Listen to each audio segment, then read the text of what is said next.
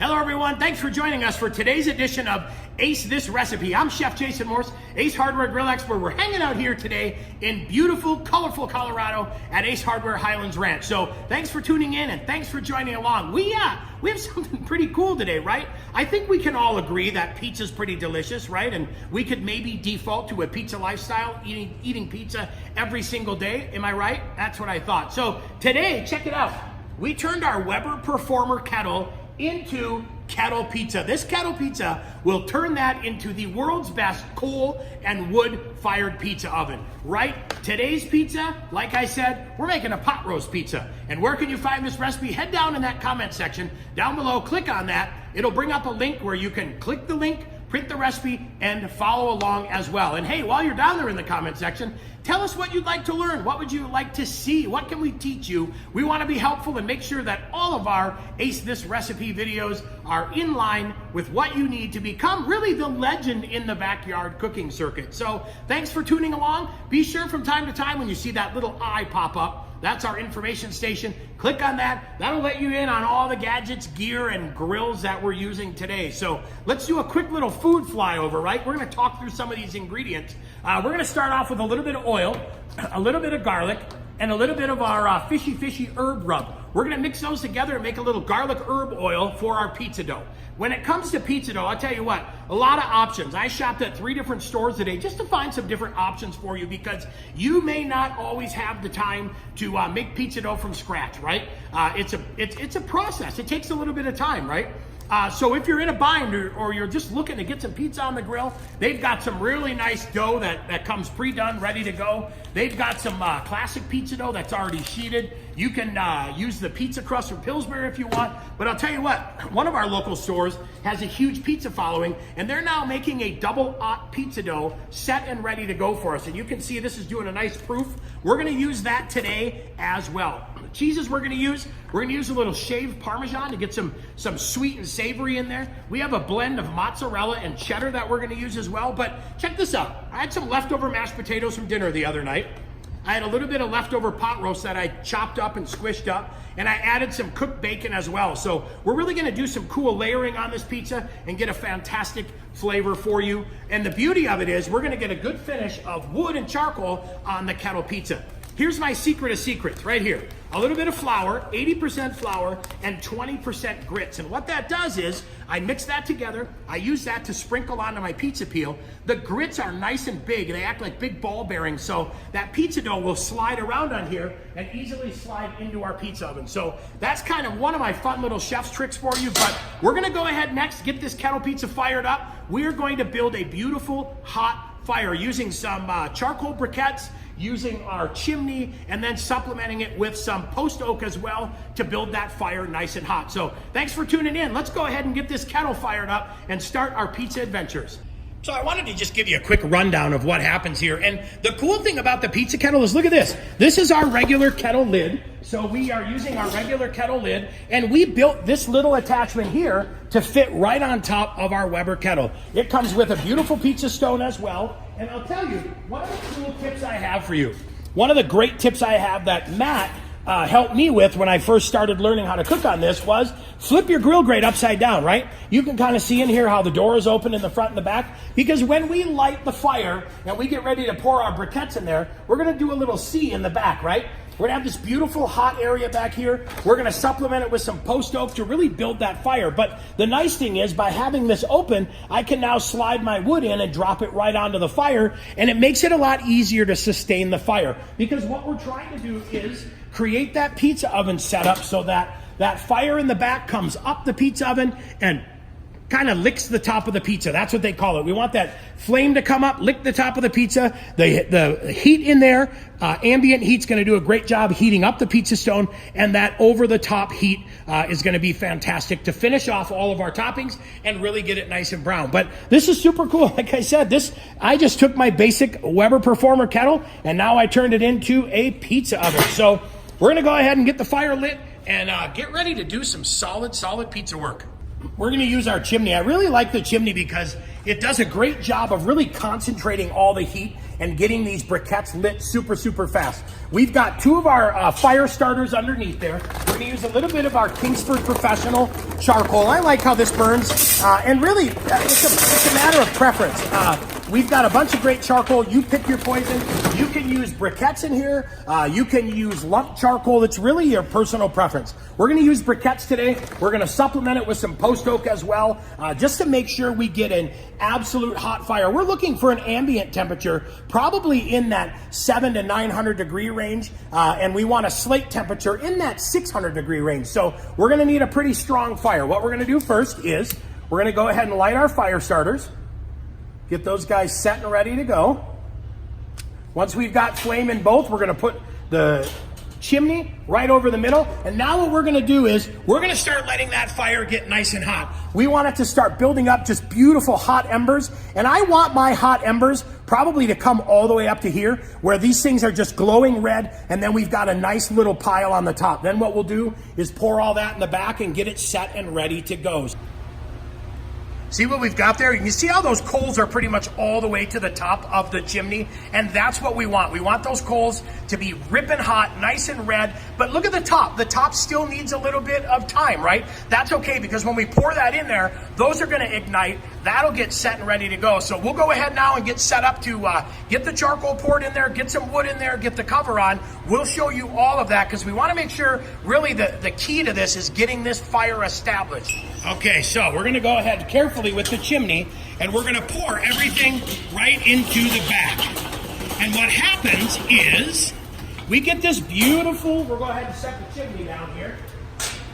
What happens now in the back is, look at that, you get this beautiful little sea. All of that fire is sitting right in the back, ready for us to do what we need to do.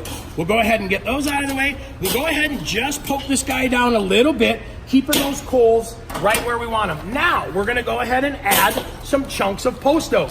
And I'm trying to pick sizes that are about that big, because I know those are gonna burn nice and hot, and I want everything to burn in about the same amount of time. But we're gonna go ahead and add those chunks in there.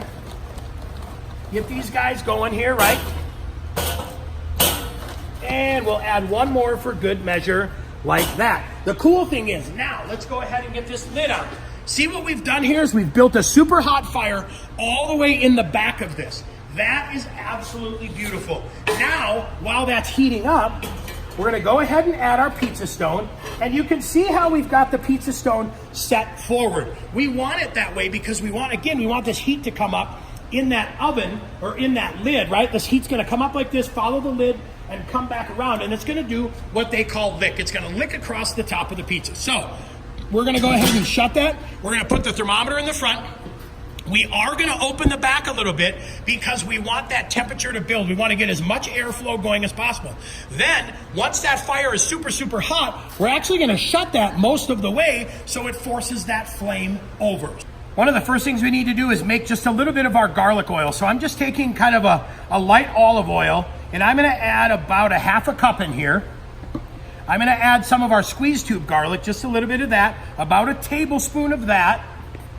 And then I'm gonna add a little bit of our fishy rub, about a teaspoon of that, all right? And what that is that just makes a really nice herb rub. I'll take this guy, stir this all up, and now I'm gonna let this sit for just a little bit, right? I want that oil to absorb some of that garlic flavor, some of that herb flavor as well, but this is pretty simple. This is a great garlic herb oil that's gonna make a really nice bottom flavor to our pizza. So we're not gonna add a white sauce or a red sauce. We're gonna go with just a beautiful flavored oils. All right, so one of the first things we need to do is we let this guy proof for a little bit. So about an hour before cook time is when we pulled this out of the refrigerator, and I'm gonna use a little bit of my flour and grits mix again. So if you missed it, we do about 80% flour, 20% grits, and you can see that these grits act like beautiful little ball bearings that prevent our pizza from sticking to the peel. So now what we'll do is we'll get a little bit of flour on here, and we're gonna work this pizza dough just a little bit by hand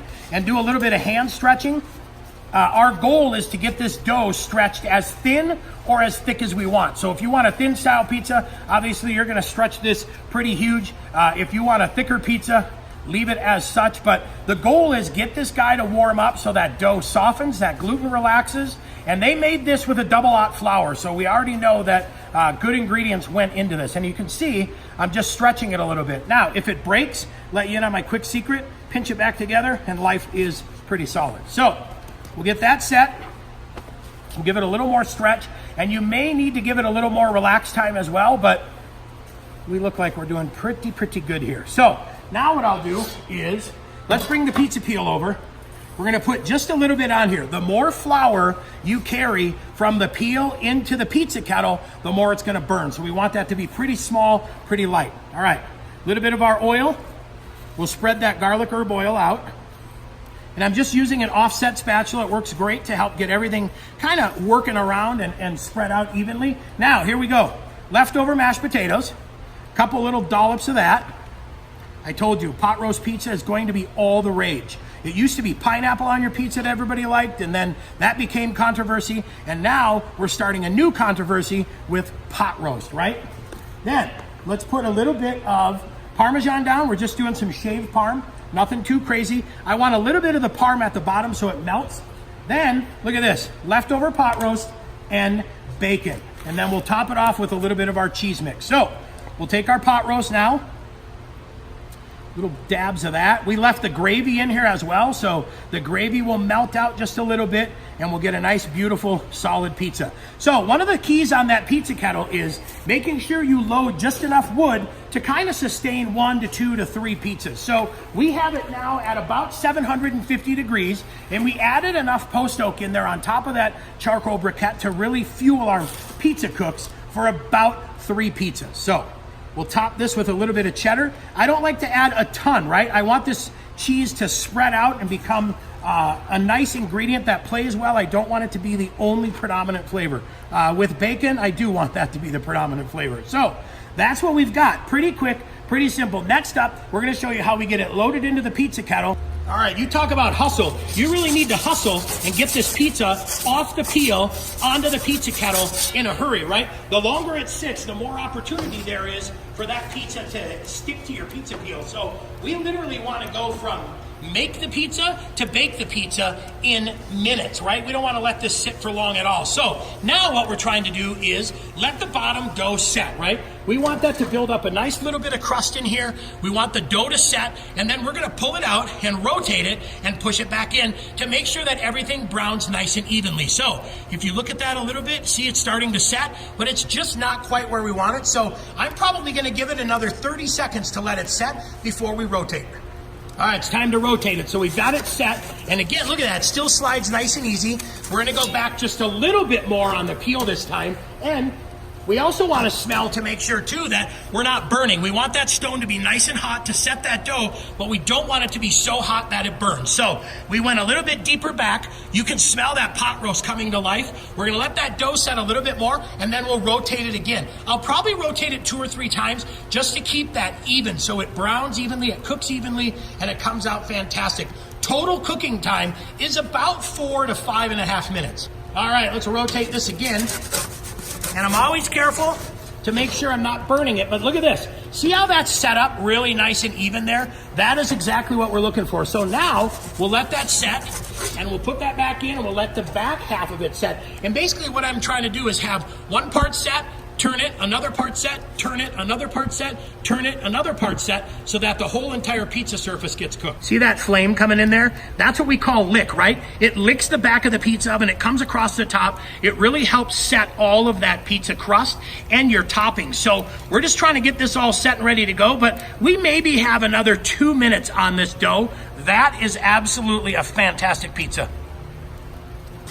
All right, so we pull it out, and as you can see, this absolutely ginormous pizza is scraping the top of the kettle. So note to self, next time, maybe a little bit thinner dough and not so much toppings. But look at that. Isn't that absolutely beautiful? And we're talking 5 minutes. This total cook time was 5 minutes. So we'll get this pulled out of here. We'll go back to the table, give it a garnish, but oh my word. Well, what do you think? This beautiful pot roast pizza here, right?